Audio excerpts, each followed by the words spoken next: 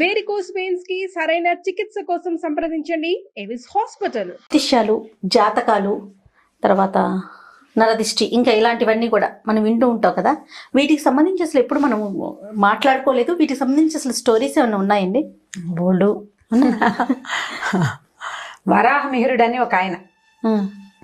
ఈ వరాహమిహిరుడు విక్రమార్కుడి కాలంలో ఉన్నాడని, ఆయన దగ్గర ఉన్న నవరత్నాల్లో వరాహమిహిరుడు ఒకడని అలా అలా చెప్తారు.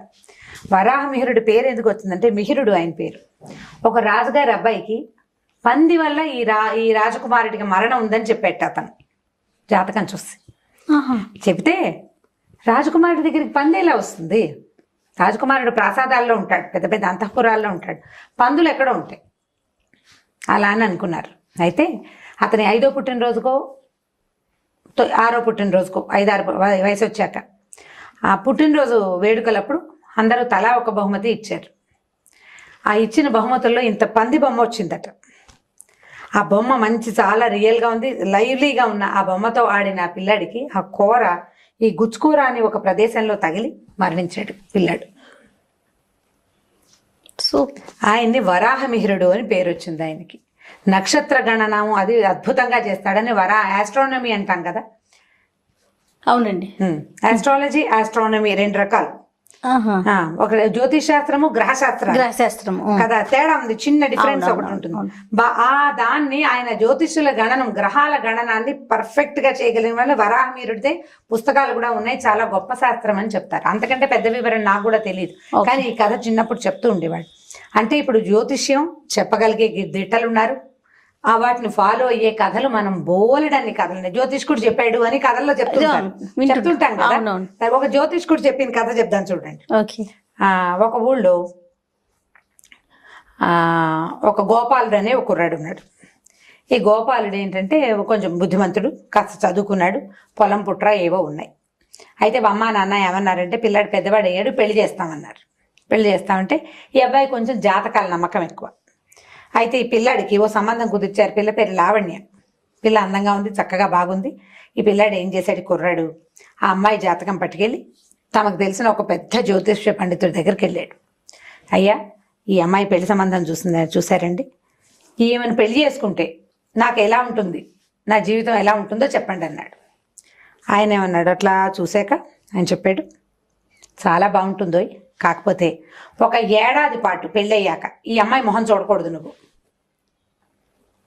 ఈ అమ్మాయిని పెళ్లి చేసుకుంటే ఈ అమ్మాయిని అమ్మ అని పిలవాలి, ఆమె చెప్పులు మొయ్యాలి నువ్వు.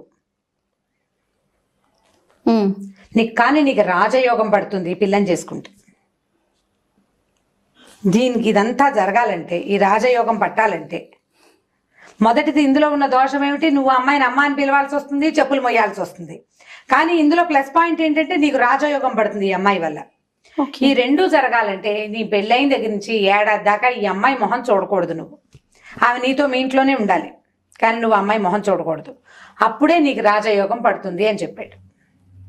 భార్య మొహం చూడకూడదు అంటే ఏమిటి, భార్యాభర్తలు సన్నిహితంగా ఉండకూడదు, ఆ అమ్మాయి వచ్చిన అన్నం పెడితే వాడు తినకూడదు, మంచినీళ్ళు ఇస్తే తాకూడదు, ఇలా చేయాలన్నాడు. కానీ రాజయోగం పడుతుందని చెప్పాడు చూడు. ఇవి 2 విరుద్ధమైన భావాలు కలిగి ఉన్నప్పటికీ వీడికి అది నచ్చింది. రాజయోగం పడుతుంది అంటే ఇది ఉందన్నమాట. అవునండి, నా చిన్న పుట్ట నేను ఒక చెట్టు కింద పడుకుంటే మా అమ్మ పని చేసుకుంటోంది పొలంలో, ఒక పాము నాకు పడగబట్టిందండి. అప్పుడు కోయవాడు చెప్పాడు, పాము పడగబట్టింది, వీడికి కోట్లకు పడగెత్తాడు, ఇది రాజు అవుతాడంటే మా అమ్మ చాలా నవ్వుకుంది. అందరికీ చెప్పేది నా చిన్నప్పుడు. అంటే రాజయోగం ఉందన్నమాట నా జాతకంలో. ఈ అమ్మాయిని చేసుకుంటే కలుగుతుంది అనమాట. కాబట్టి ఈ అందగతిని చేసుకోవాల్సిందేనని ఆ పిల్లని పెళ్లి చేసుకున్నాడు. పెళ్లి చేసుకున్నాక ఆ అమ్మాయి ఎదురొచ్చినా తలకాయ తిప్పి ఆ పిల్లకేసి చూసేవాడు కాదు అతను. అమ్మాయికి విషయం తెలియదు. ఆ అమ్మాయికి ఏం తెలుసు, అమ్మాయి గది వాళ్ళ ఇంట్లో ఎవరికీ తెలియదు. వాడు దుమదుమలాడుకుంటూ అటు ఇటు తిరుగుతుండేవాడు, ఏమీ మాట్లాడేవాడు కాదు. వీళ్ళిద్దరికి ఒక పెద్ద గది, ఒక పెద్ద ఇల్లు ఉన్నాయి. ఆ గదిలో వాళ్ళు ఎలా ఉన్నారు, ఆ ఇంట్లో వాళ్ళు ఎలా ఫ్రెండ్లీగా ఉన్నారా లేదా అనే సంగతి ఎవరికీ తెలియదు. ఆ అమ్మాయి కొద్దిగా మితభాషి, ఓ ఏడ్చి గల్లత్తు చేసే రకం కాదు. ఈ భర్తకి ఏదైనా సమస్య ఉందనుకుని అమ్మాయి ఏం చేసేది, ఆయన వెనకాల తిరిగేది, మంచినీళ్ళు అందించడానికి ట్రై చేసేది, వంట చేసి పెట్టేది. నేను చేసి పెట్టా, అక్కడ పెడితే తినేవాడు కానీ కంచాలు పెడితే తినేవాడు కాదు. కొన్నాళ్ళు గడిచినాయి. ఆ అమ్మాయి ఎదురొచ్చినా సరే మాట్లాడేవాడు కాదు. మరి ఏడాది ఉండమన్నాడు. ఇంతలో క్రమంగా ఇతనికి ఏమనిపించింది, ఈ పిల్ల బుద్ధిమంతురాలు, నేను సరిగ్గా ఉండకపోయినా కూడా ఇది ఎవరికీ చెప్పకుండా నాతో బాగా ఉండడానికి, ఫ్రెండ్లీగా ఉండడానికి ట్రై చేస్తోంది. ఇక్కడే ఉంటే ఏదైనా ఇబ్బంది వస్తుంది, నా రాజయోగం పోతుందేమో. కాబట్టి ఏం చేయాలనుకున్నాడు, ఇంట్లో నుంచి వెళ్ళిపోయాడు. సంవత్సరం తర్వాత వద్దాం అనుకున్నాడు. ఏడాది తర్వాత వస్తే రాజయోగం దాన్ని పట్టుకున్నాడు వాడు ఆ పాయింట్ని. మన దగ్గర కూడా అలా మూర్ఖులు ఉన్నారు. ఏడాది తర్వాత నేను లక్షాధికారిని అవుతారని ఒక సినిమా కూడా చూసాం మనం. అవునండి. అక్కడి నుంచి ఏమైంది, ఈ అమ్మాయి కాస్త ఇదేమిటి అమ్మ అందరూ పిల్లని తిట్టారు. పెళ్ళి 6 నెలలు అయ్యేసరికల్లా నీ మొగుడు ఇల్లు వదిలిపెట్టిపోయాడంటే నువ్వు ఎంత రాచి రంపాన్ని పెట్టావో, చూడడానికి అమ్మాయి బాగానే ఉంటుంది, నంగనచ్చలాగా వాడిని ఏదో చేసిందని అందరూ తిట్టేవారు. ఆ పిల్ల ఏడు మొహం పెట్టుకుని ఉండేది, ఏం చేయాలో తెలియదు. ఇంతలో ఏమైందంటే ఆ ఊళ్ళో వానలు పడ్డం మానేసినాయి, వర్షాలు లేవు, మెల్లిగా కాటకం, అకాలమైన, అంటే అకాలం అనుకోండి, దాన్ని ఏమనాలి, క్షామం అంటారు. నీళ్లు రావు, వాన లేదు ఎక్కడి నుంచి, పైనుంచి వచ్చే ఒక నది ఆగిపోయింది. అయితే ఏమైంది, బాగా ఆ ఊరు రాజుగారు చాలా ప్రయత్నాలు చేసి ఆ సిద్ధాంతిని ఈ సిద్ధాంతిని పిలిస్తే, ఎక్కడో కాశ్మీర్ నుంచి వచ్చిన ఒక సిద్ధాంతి ఈ చుట్టుపక్కల ఉన్న జలపాతాలు అవన్నిటిని పరిశీలించి, ఈ పైనున్న ఒక జలపాతంలో చాలా నీరుంది, కానీ అక్కడ ఒక బండలు అడ్డున్నాయి, దానికి ఏమిటంటే పెళ్ళయ్యి బ్రహ్మచారిగా ఉన్న పిల్ల ఎవరైనా వెళ్ళి గనక ఆ బండల్ని ముట్టుకుంటే అందులోంచి నీళ్లు వస్తాయి, అక్కడ ఒక పవిత్రమైన ప్లేస్ ఉంది, ఆవిడకి బ్రహ్మచారిని అనే అమ్మవారు ఉంది అక్కడ, అలాంటి పిల్ల ఎవరైనా కనపడాలి అని చెప్పాడు. ఇవన్నీ ఇంత విచిత్రమైన విషయాలే. సరే ఏమైంది, ఊరంతా చాటింపేశారు. కొత్తగా పెళ్ళైన వాళ్ళందరూ కడుపుతో ఉన్న వాళ్ళు, పిల్లల్ని కన్న వాళ్ళే ఉన్నారు ఆ గుళ్ళో. ఈ పిల్ల ఏం చేసింది, మిగిలిన వాళ్ళు ఎవరికి తెలియదు, కానీ అమ్మాయికి తెలుసు కదా, భర్త తన మొహం కూడా చూడకుండా ఉన్నాడు. రాజుగారి దగ్గరికి వెళ్ళింది. మీరు చెప్పిన పరిస్థితి నా దగ్గరే ఉందండి, నా భర్త అసలు నాతో మాట్లాడలేదు ఎప్పుడు, ఆయనేమో ఊరు వదిలిపెట్టిపోయాడు, పోనీ ప్రజలకైనా ఉపయోగపడతాను అంటే, అమ్మ అక్కడ ఏమైనా ప్రమాదం ఉందేమో, నువ్వు పైకి వెళ్ళాక, ఆ కొండ మీదకి వెళ్ళాక అక్కడున్న అమ్మవారి యక్షినో ఇంకోటో నిన్ను అమాంతం మింగేస్తే ఏ భూతము, మింగేస్తే మింగేనియండి బాబు, ప్రజలైనా మంచినీళ్ళకి అవస్థ పడకుండా ఉంటారు, నీళ్ళకి చాలా బాధపడుతున్నాం కదా, ఏది జరిగినా పర్వాలా, ఆ జలపాతం వచ్చి నా మీద పడినా పర్వాలేదు, ప్రజలకు మేలైనా జరుగుతుంది, నా జీవితం ఎలాగో వృధా అయిపోయింది అని అమ్మాయి ఒప్పుకుంది. ఆయన ఏమన్నాడంటే, నువ్వు బతికి బయటకు వచ్చి మామూలుగా వస్తే అర్ధరాజ్యం ఇస్తా నీకు అని చెప్పాడు. చెప్పేసరికల్లా ఈ అమ్మాయి లావణ్య ఏం చేసింది, గుళ్ళో ఏదో అమ్మవారికి దండం పెట్టుకుని మెల్లిగా కొండెక్కి నడుచుకుంటూ పోయింది అక్కడ దాకా. వెళ్ళి అక్కడ ఏమైంది, ఒక రెండు పెద్ద బండలు ఉన్నాయి, అక్కడ గుర్తుపెట్టి పెట్టారు అక్కడికి వెళ్ళాలి అని. ఈ అమ్మాయి వెళ్ళి అక్కడికి వెళ్ళి ఆ బండను ముట్టుకునేసరికల్లా ఆ బండ సన్నగా పగులిచ్చి నీళ్ళు రావటం మొదలుపెట్టినాయి. నీళ్ళు మొదలెట్టేసరికల్లా ఈ పిల్ల జరిగి యువతలకు వచ్చేసింది, ఆ బండ మొత్తం పగిలిపోయి ఫుల్ నీళ్ళు వచ్చేసినాయి కిందకి. ఆ అమ్మాయి ఆ నీళ్ళకి ఆ బండకి దండం పెట్టుకుని మెల్లిగా కిందకి దిగి 2వ రోజు సాయంత్రానికి వచ్చేసింది. రాజుగారు ఆహాహా ఎంత మంచి పిల్ల, ఈ పిల్ల వల్ల కదా ఇదంతా జరిగిందని ఏం చేశాడు, అమ్మాయికి తను అన్నట్టుగానే అర్ధరాజ్యం ఇచ్చేసాడు. సూపర్. 50% రాజ్యం వచ్చేసింది.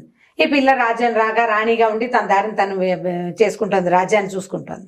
కొన్నాళ్ళ తర్వాత ఏమైంది, ఇప్పుడు భర్త 6 నెలల క్రితం వెళ్ళిపోయాడు, ఈ 6 నెలలు గడిచింది. ఈవిడ ఒక రోజు గుళ్ళోకి వెళ్ళి రథం మీద వస్తుంటే కాళ్ళు అరికాలు దొరదబెట్టి కాస్త ఒక్కాలకు తాటిచ్చి ఇట్లా కదపోయింది. మనం కాలు దొరదబెడితే ఏం చేస్తాం, అదే చేస్తాం. చెప్పు జారి కింద పడింది రథంలో నుంచి. ఆ దారైపోతున్న ఒక బిచ్చగాడు ఆ చెప్పు తీసి, అమ్మా మీ చెప్పు జారిపోయిందని అందించాడు. అందించేసరికి ఈ బిచ్చగాడిని చూస్తే పాత బట్టలు, బాగా నలిగిపోయి మాసిపోయిన గడ్డం, చింకి గుడ్డలు. ఈ చెయ్యి అందిస్తున్నప్పుడు ఆ చేతి మీద ఒక చిన్న పచ్చబొట్టు ఉంది, ఆ భర్తని గుర్తుపెట్టింది ఆ అమ్మాయి. ఈ చెప్పు అందించిన వాడు అమ్మాయి మొగుడు. ఓకే. ముందు జ్యోతిష్కుడు ఏం చెప్పాడు, నువ్వు అమ్మ అని పిలవాలి, చెప్పు అందించాలి, అమ్మాయి చెప్పు మొయ్యాలి, నువ్వు మోస్తేనే నీకు రాజ్యం వస్తుంది అన్నాడు. అమ్మ మీ చెప్పు జారిపోయిందని ఇచ్చేసరికల్లా ఈవిడ భర్తని పచ్చబొట్టుతోటి గుర్తుపట్టి ఆ సారథిని ఇతని బండెక్కించుకో అని చెప్పింది. అతను బండెక్కించుకున్నాక వెళ్ళాక అప్పుడు ఈ భర్త నేను ఫలానా అని అమ్మాయికి భర్తకి తెలియజేసింది. అప్పుడు ఆ భర్త కూడా తనకి ఈ మాట చెప్పిన జ్యోతిష్కుడు చెప్పిన మాట, తను ఎందుకు అమ్మాయితో సజావుగా లేడు అనే దాని మీద ఒక ఫుల్ క్లారిటీ ఇచ్చాడు. ఆ జ్యోతిష్కుని కూడా పిలిపించారు. ఆయన నేను చెప్పాను జాతకంలో ఇది ఉంది అందుకే చెప్పానని చెప్పాడు. తర్వాత ఈ అబ్బాయి రాణిగారి భర్త ఏమవుతాడు, రాజు అవుతాడు. ఆటోమేటిక్గా వీడికి రాజయోగం వచ్చేసింది, రాజు అయిపోయాడు. ఇప్పుడు జ్యోతిష్యం నిజమైనట్టా కాదా? ఖచ్చితంగా అవును కదా. సిద్ధాంత్ చెప్పాడు, ఇలా బ్రహ్మచారిగా ఉన్న ఒక పిల్ల కనుక పైకి వెళ్ళి ముట్టుకుంటే నీళ్లు పడతాయి, నీళ్ళు వచ్చినాయి కదా. సో అది కూడా కరెక్ట్. ఇప్పుడు శాస్త్రం ఎప్పుడూ తప్పు కాదు. ఒకవేళ ఏదైనా తప్పు అయితే చెప్పేవాడిది తప్పు. మనకి ఆ జ్యోతిష్యం చెప్పిన వాడు సరైన వాడు కాదు, వాడికి రాదు, వాడు చదువుకోలేదు, వాళ్ళకి మోసం చేసే ప్రవృత్తి ఉంది అని చేత మనం మోసపోతాం. కానీ శాస్త్రం ఖచ్చితంగా నిజంగా ఉంది, ఎందుకంటే జ్యోతిష్యం వేదం నుంచి వచ్చింది, అందులో ఎలాంటి డౌటు లేదు. రకరకాలు వస్తాయి కదా, మనం అర్థం చేసుకునే విధానమే మనకి మనం ఈ జ్యోతిష్యానికి మనకి మధ్యలో మనం తెలుసుకోవాలి. ఎక్కడి నుంచి? జ్యోతిష్యం నుంచి తెలుసుకోవాలి. మధ్యలో ఒక మనిషి కావాలి మనకి. ఈ మనిషి సరైన వాడైతే మనకి సరైన ఇది వస్తుంది, ఇన్ఫర్మేషన్ వస్తుంది. సరైన వాడు కాదు, వాడు మోసగాడు అనుకోండి, మోసపోతాం మనం. ఇప్పుడు మన శాస్త్రాన్ని తప్పుపడితే ఎట్లా? వ్యక్తుల్ని తప్పుపట్టాలి. మన సెలక్షన్ లో ఉంది, అది కూడా మన అదృష్టమే. అంతే అంతే. రైట్. చాలా బాగుంది రమ్మగారు. ఇంకొక వీడియోతో మళ్ళీ కలుద్దాం. ఓకే జయ. ఈ వీడియో కనుక మీకు నచ్చినట్లయితే లైక్ చేయండి, షేర్ చేయండి. మరిన్ని వీడియోస్